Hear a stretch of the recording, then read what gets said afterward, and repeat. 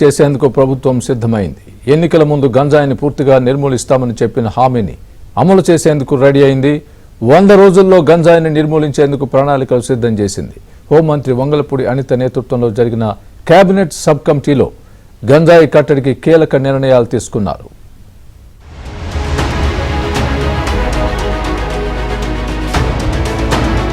ఆంధ్రప్రదేశ్లో గంజాయిని నిర్మూలించేందుకు ఏపీ ప్రభుత్వం యాక్షన్ మొదలుపెట్టింది. గంజాయి నివారణపై హోంమంత్రి అనితతో పాటు మంత్రి నారా లోకేష్, గిరిజన సంక్షేమ శాఖ మంత్రి సంధ్యారాణి, ఎక్సైజ్ శాఖ మంత్రి కొల్లు రవీంద్ర, విద్యారోగ్య శాఖ మంత్రి సత్యకుమార్ ఆధ్వర్యంలో జరిగిన కేబినెట్ సబ్ కమిటీ కార్యక్రమానికి డీజీపీ, ఇతర పోలీసు, వైద్యారోగ్య శాఖ అధికారులు హాజరయ్యారు. రాష్ట్ర వ్యాప్తంగా 5,000 హెక్టార్లలో గంజాయి సాగు ఉంటుందని మంత్రివర్గ ఉపసంఘం అభిప్రాయపడింది. గంజాయి ప్లాంటేషన్ ఆగస్టు, సెప్టెంబర్లోనే ప్రారంభమవుతుందని, ఇప్పుడే దాన్ని నియంత్రించేందుకు ప్రణాళికలు సిద్ధం చేస్తున్నామన్నారు. గంజాయి రవాణాలో అంతర్జాతీయ ముఠాలు ఉన్నాయని సబ్ కమిటీ అభిప్రాయపడింది. గంజాయిని నియంత్రించేందుకు ఇంటర్నల్ ఇంటెలిజెన్స్ ను ఏర్పాటు చేయాలని ప్రభుత్వం భావిస్తోంది. గంజాయి తీసుకునే వారి కోసం రాష్ట్రంలో 14 కౌన్సిలింగ్ సెంటర్లు మాత్రమే ఉన్నాయని, వాటిని ఇంకా పెంచాలని కమిటీ నిర్ణయించింది.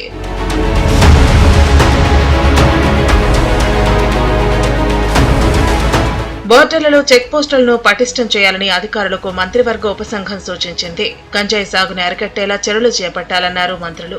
గంజాయి నివారణకు కఠిన చర్యలు తీసుకుంటామని హోంమంత్రి అనిత ప్రకటించారు. గంజాయి సాగు చేయాలని గిరిజనులను కొందరు ప్రోత్సహిస్తున్నారని మండిపడ్డారు. గత ప్రభుత్వం సెబ్ ఏర్పాటు చేసిన గంజాయితో పాటు ఇసుక, ఎర్రచందనం అక్రమ రవాణా బాధ్యతలు కూడా సెబ్కే కేటాయించారని ఆరోపించారు. గంజాయిని కట్టడి చేయడానికి యాంటీ నార్కోటిక్ టాస్క్ ఫోర్స్ ఏర్పాటు చేస్తామన్నారు. ఐజీ స్థాయి అధికారి పర్యవేక్షణలో టాస్క్ ఫోర్స్ ఏర్పాటు చేయడంతో పాటు గంజాయికి సంబంధించి ఫిర్యాదులు చేయడానికి టోల్ ఫ్రీ నెంబర్ను ఏర్పాటు చేస్తామని మంత్రి అనిత వెల్లడించారు. 100 రోజుల్లో గంజాయిని వీలైనంత వరకు కట్టడి చేసేలా ప్రణాళిక సిద్ధం చేస్తామని హోంమంత్రి అనిత స్పష్టం చేశారు. యాంటీ నార్కోటిక్ టాస్క్ ఫోర్స్ అని చెప్పి ఒకటి ఏర్పాటు చేయడానికి ఈరోజు గవర్నమెంట్ నిర్ణయించుకుంది సబ్ కమిటీ ద్వారా. దీనికి సెపరేట్ గా ఒక ఐజీ లెవెల్ ఆఫీసర్ని ఒకరిని పెట్టడం, అదేవిధంగా కింద స్థాయిలో డిస్ట్రిక్ట్ స్థాయిలో కూడా ఒక ఎస్పీ లెవెల్ ఆఫీసర్ని పెట్టడం, వాళ్ళకి ఎలాంటి వర్క్ ఎండాస్ చేయాలో ఇదంతా ఫ్రేమ్ చేసి మీకు ఒక 10 daysలో ఈ యాంటీ నార్కోటిక్ టాస్క్ ఫోర్స్ అనేది లైవ్లోకి వచ్చేటట్టుగా చేయడానికి ఈరోజు పోలీస్ డిపార్ట్మెంట్, హోమ్ డిపార్ట్మెంట్ కూడా నిర్ణయం తీసుకోవడం జరిగింది. ఈ రోజు వరకు మీరు అబ్జర్వ్ చేసుకుంటే ప్రతి జిల్లాలోని కూడా ఎస్పీ లెవెల్ ఆఫీసర్స్ దగ్గర, సిపి లెవెల్ ఆఫీసర్స్ దగ్గర ఒక్కొక్క టోల్ ఫ్రీ నెంబర్స్ ఉన్నాయి. కానీ స్టేట్ లెవెల్లో ఒకే టోల్ ఫ్రీ నెంబర్ ఇవ్వడానికి ఈరోజు సిద్ధపడ్డాం.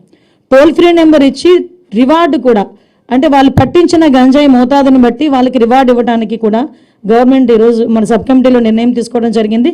వీలైతే 1 week లోపలే ఆ టోల్ ఫ్రీ నెంబర్ కూడా మేము ప్రజలందరికీ కూడా కన్వీనియంట్గా ఉండే నెంబర్ కూడా ఇస్తాం. తెలుగుదేశం ప్రభుత్వ హయాంలో 1,25,000 ఎకరాల భూమిని గిరిజనులకు ఇచ్చి కాఫీ, అల్లం, పసుపు, మిరియాల వంటి వాటిని సాగు చేసేలా ప్రోత్సహించిందని మంత్రి సంధ్యారాణి గుర్తు చేసుకున్నారు. 5 ఏళ్ల వైసీపీ పాలనలో పంటలు లేకపోవడంతో గిరిజనులను మభ్యపెట్టి ఇతర ప్రాంతాల నుంచి వచ్చిన వారు ఆ భూముల్లో గంజాయి పండించేలా ఒత్తిడి చేశారని మంత్రి గుమ్మడి సంధ్యారాణి ఆరోపించారు. ప్రభుత్వ భూములు, ప్రైవేటు భూముల్లో గంజాయి పండిస్తే కఠిన చర్యలు తీసుకుంటామని హెచ్చరించారు.